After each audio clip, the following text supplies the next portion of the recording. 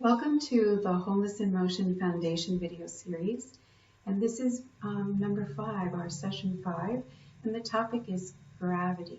Following up on our suspension system, we're now looking at gravity, and in Wholeness in Motion we explore gravity or speak to gravity as a force that ignites us and that we work with, not so much as a downward pulling force.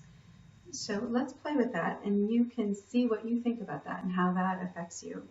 So let's start with this. We'll come stand here and take, for a moment, just notice, or have a little awareness that there's a sky up there. You might paint the sky.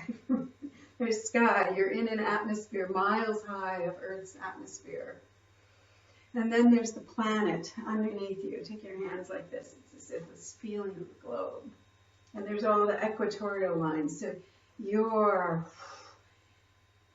up here, standing up in the spring of your suspension system, in a gravitational world, in an atmosphere of the planet, on the planet. And so let your one hand here be as if that's the Earth, and then this other hand be you, standing on the Earth.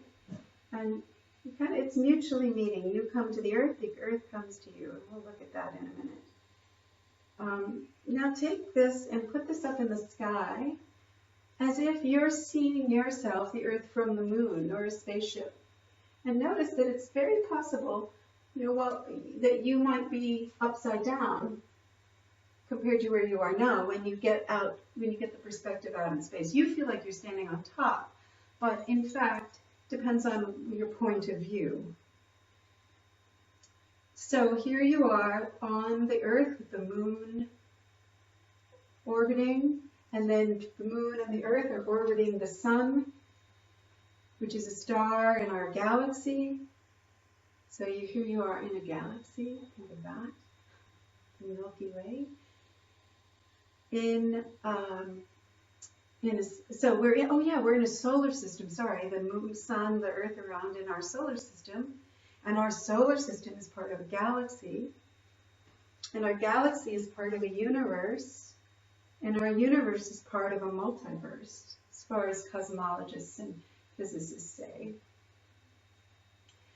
And one of the mysteries within this whole understanding of how planets orbit and how the universe was actually made is this observation of the effect of gravity on entities and bodies. Nobody seems to know what gravity is, but they have been able to observe the effects. So I drop an apple and it falls down. We know that it's a force that brings things together. Brian Swimmy calls it allurement. It's an attractive force.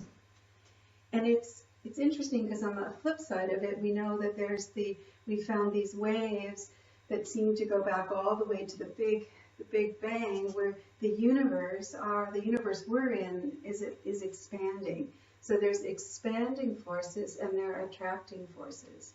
And here we are on Earth, having those forces affect us. Our inner tides get moved from the moon. Certain rhythms in our body are affected.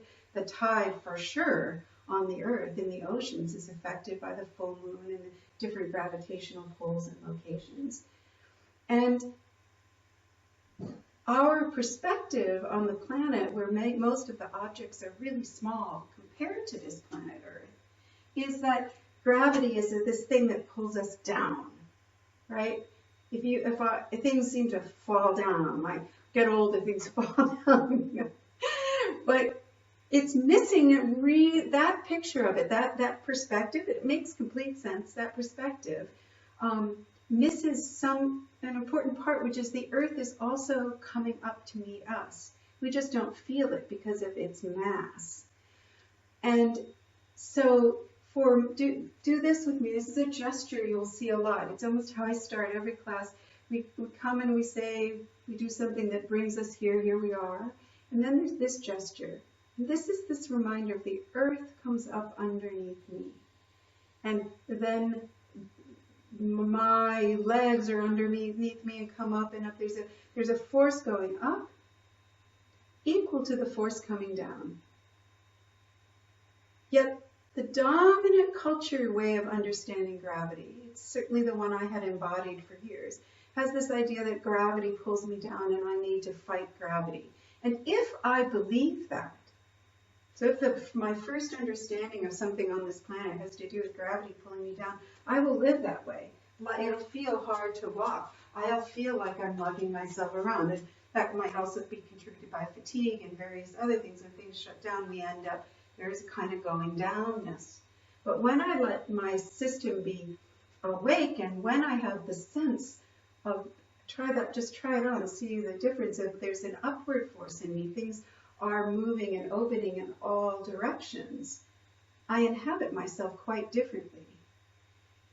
And in terms of this suspension system model that we spoke about in the last video, it's in fact that very part, that action of gravity, of the mass falling forward, something resisting the mass falling forward, something resisting the upward directions and the downward directions. Gorman has this amazing line that our system is a gravity processor. For that most efficient ease, it's built in a gravitational world. It's designed to function in gravity. And so pressures and orientations are when we've got this system available to us, when we're not interfering with it by shutting down our musculature or freezing or positioning or gripping, when we allow the functions to give them, don't interfere with our functioning, then there's this springy organization that is based on working with and in harmony with gravity, not fighting gravity. And one of the simplest ways I have of saying that is, it's almost like you can take a moment and walk and think heavy, feel like you feel your weight, that you shift your weight, which you actually don't do. You shift you take a step. And you don't, and you feel differently here. Now come into like rigid, and you'll have a different way of walking around, a different effect. And then think of being light and floaty. And it doesn't matter what your mass is. Some of the most light movers have the largest mass, and some of the tiny, low mass people have the most rigid thing. The sense of ourself has nothing to do with my wonderful fat and flesh and all that. It's all here.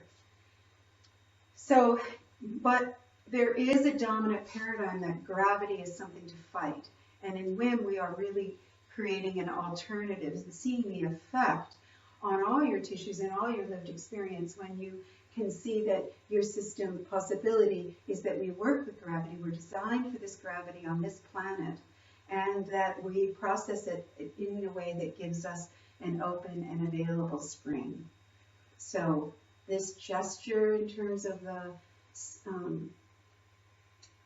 shorthand, it's like reminding us of our upward support.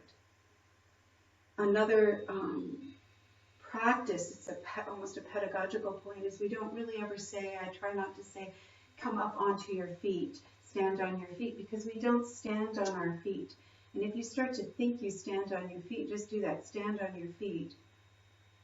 And now shift that and that idea and say, I'm standing on the planet. My feet, my free, flexible, trampoline-like feet connect with the earth, contact the earth, or maybe my hand will contact the earth, or my, 2 points or 3 points. I have different contact points with the earth. It doesn't matter what I'm in contact with. That open spring is available, again, as long as I'm not collapsing or stiffening or posturing. So to have that available, I'm noting what contact I make with the planet. So in our work you'll hear the word support, the support of the planet, and my contact with it. Am I in the center of support? So that's easier to see with 3 points of contact. Am I have more pressure on one contact point? Or am I in the center where no matter what's in contact, I've got a sense of even distribution of contact. So I'm not trying to make balance, I'm assessing where do I feel the pressures, what's even distribution of contact, what's uneven, what's even, and feeling the effect on the rest of me depending on it. So very often, you can often use a voice if I'm in an orientation and I'm uneven, it'll affect everything up through the rest of me.